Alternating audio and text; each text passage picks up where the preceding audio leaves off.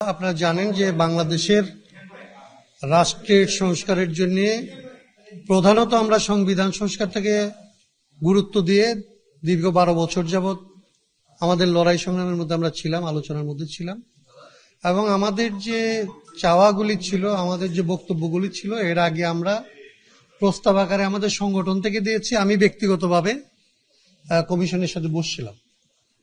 সে আলাপ আলোচনার প্রেক্ষিতে এবং অন্যান্য দলের সাথে আলাপ আলোচনার প্রেক্ষিতে কমিশন যেই ডকুমেন্টটা তৈরি করেছিল সেইটা আমাদের কাছে আবার পাঠিয়েছিল, অন্যান্য দলের কাছেও পাঠিয়েছে। আমরা সেই রিপোর্টের উপর আজকে আলোচনা করার জন্য এসেছিলাম যে কোন কোন জায়গার মধ্যে অস্পষ্টতা আছে, কোন কোন জায়গায় আমরা একমত, কোন কোন জায়গাগুলিকে তাদের আরো যুক্ত করা প্রয়োজন, এই বিষয়গুলি আমরা বলছি। কিন্তু আমরা মোটা দাগে বলতে পারি ওনারা যেভাবে পয়েন্ট করেছে তার প্রায় বেশিরভাগ পয়েন্টের সাথে আমরা একমত। মানে ধরেন ওনাদের যদি 166টা পয়েন্ট হয়, তাইলে দেখা যাবে যে আমরা 151টা পয়েন্টে তাদের সাথে আমরা একমত হয়েছি।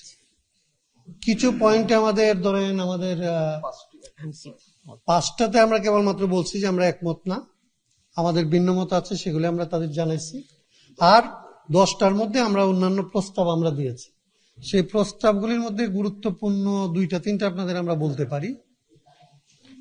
এর একটা হচ্ছে বাস্তবায়ন পদ্ধতি নিয়ে। বাস্তবায়ন পদ্ধতি নিয়ে আপনারা জানেন যে আমরা সবসময় সংবিধান সংস্কার সভার নির্বাচন এবং জাতীয় সংসদ নির্বাচনে 2টা নির্বাচনকে একসাথে করে প্রথমে সংবিধান সংস্কার করে তারপরে এটা সংসদ হিসেবে দায়িত্ব পালন করুক, এরকম একটা বক্তব্যের মধ্যে আমরা এতদিন ধরে বলে আসছিলাম।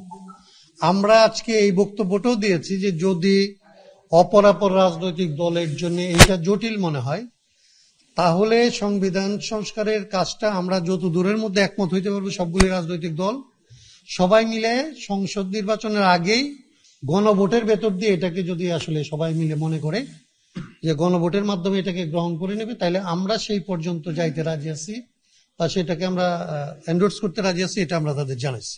এটা হচ্ছে নতুন আমাদের যে বক্তব্য হিসেবে আমরা বলছি।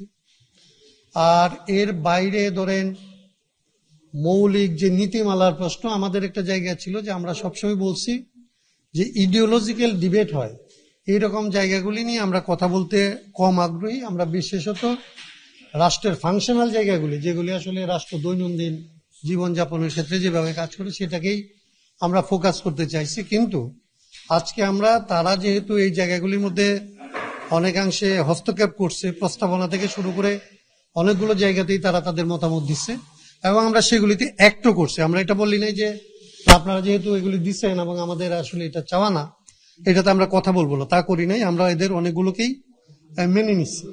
আমরা কেবলমাত্র সেকুলারিজম যেটা ছিল, ধর্মনিরপেক্ষতা যে জায়গাটা ছিল, এই নীতিমালাটা আমরা অন্য নামে রাখার কথা বলছি। বহুত্ববাদ আছে, বহুত্ববাদের পাশাপাশি ধর্মনিরপেক্ষতার যে মানে ইয়েটা ছিল, আর্টিকেলটা ছিল, সেকশনটা ছিল, ওইখানে আমরা বলছি এটার শিরোনামটা ধর্মনিরপেক্ষতার বদলে ধর্মীয় স্বাধীনতা এবং সাম্প্রদায়িক সম্প্রীতি, এইটুকু বলে বাকি যা কিছু আগে ছিল সেটা অক্ষুণ্ণ রাখার জন্য।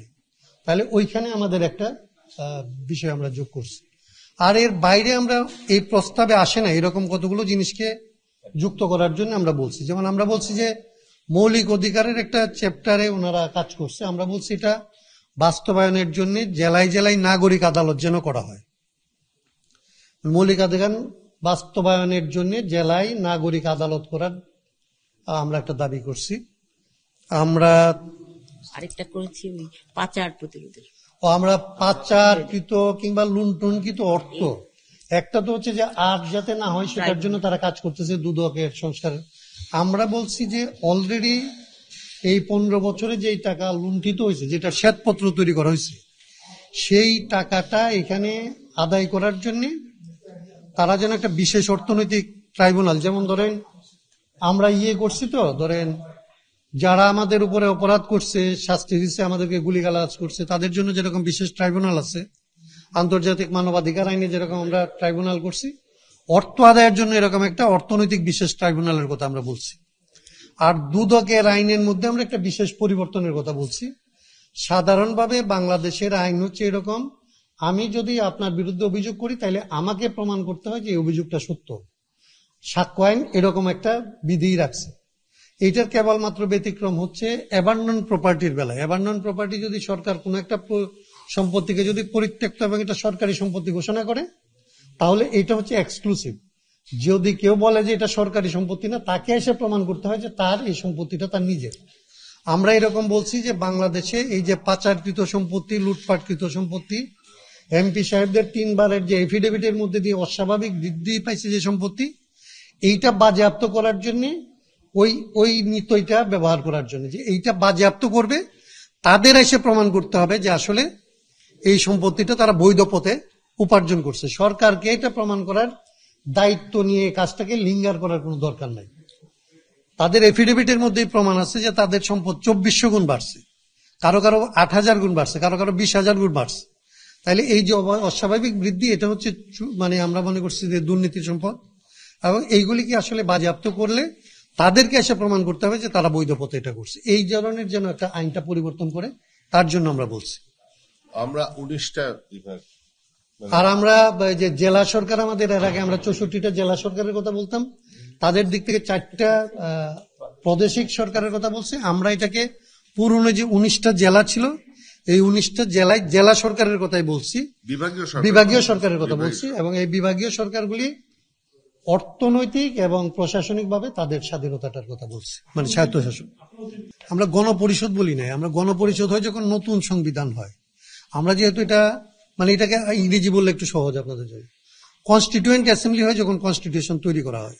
আপনি যদি এটাকে রিফর্ম করেন, আমরা বলি যে কনস্টিটিউশন রিফর্ম অ্যাসেম্বলি। আমরা এটা সংবিধান সংস্কার সভার কথা বলছি। কিন্তু যদি ধরেন অপরাপর রাজনৈতিক দল এটাকে মনে করে যে এটা একটা জটিলতা তৈরি করবে, আমরা এটা সেই ক্ষেত্রে আমরা গণভোটের কথা, গণভোটের মধ্যে দিয়ে এটাকে আসলে গ্রহণ করার কথা বলছি। সংবিধান সংস্কারের ব্যাপারে আমরা যে জায়গায় সবাই একমত হবো যে এতটুকু সংস্কার হওয়া প্রয়োজন, সেইটা বাস্তবায়নের জন্য গণভোটের ভেতর দিয়েও যদি এটা করা হয়, আমরা সেটাকে আসলে মেনে নেব, কিংবা আমরা এটা চাই।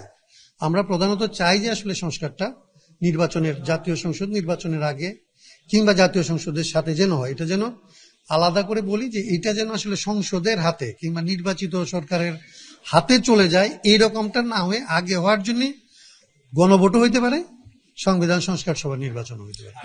দ্বিকক্ষ বিশিষ্ট আইনসভার মধ্যে আমরা একমত হয়েছি, কেবলমাত্র আমরা 5টা দলিতদের জন্য 5টা 10টা সিট রিজার্ভের, দলিত পাহাড়ি এদের জন্য 10টা সিটের কথা বলছি।